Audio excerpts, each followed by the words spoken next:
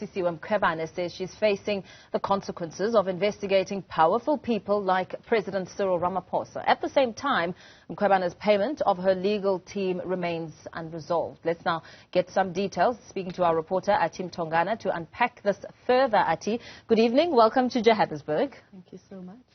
I suppose it's been quite a journey around this. I mean, a lot has been said. We've heard Advocate Mkhwebane saying that she's been victimized and talking about how, they're taking a swipe at her, sensationalizing the whole matter and her reports. But now there's no money left.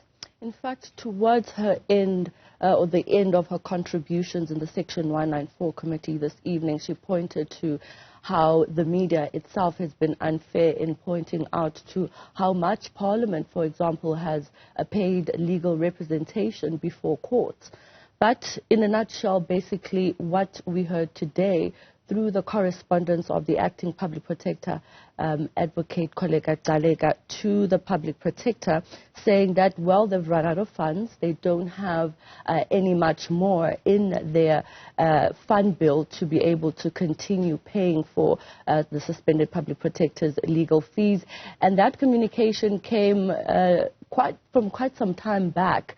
In fact, even recently she wrote to the suspended Public Protector on the 1st of March saying that they won't be able to continue beyond this financial year and that the bill has already extended and has gone beyond the budget that was put for the office to pay for the legal fees for the suspended Public Protector. Let's listen to what the suspended Public Protector had to say. About this process, that she wrote a letter and then she says they won't be paying any more beyond the current financial year, 31 March 2023.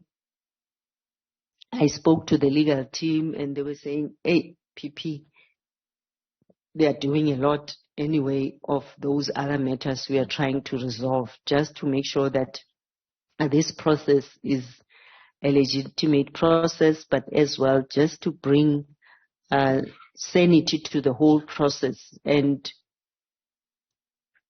that issue of them continuing with this process, it couldn't bear anything. Yeah. Well, as you've heard her, she is still maintaining that she's been treated unfairly because she says she did not put herself before the Section 194 committee.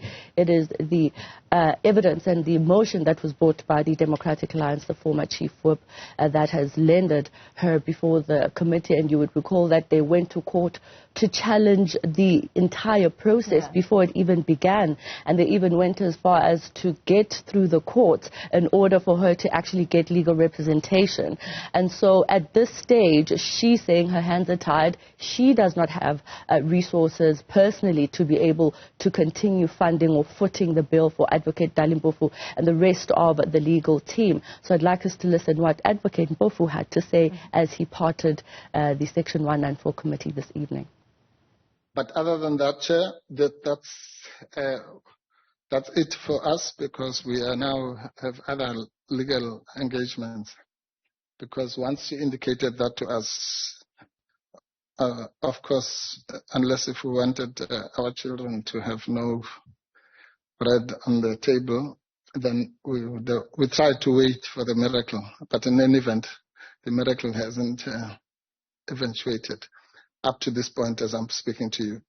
So it looks like we took a good decision by not believing too much in miracles.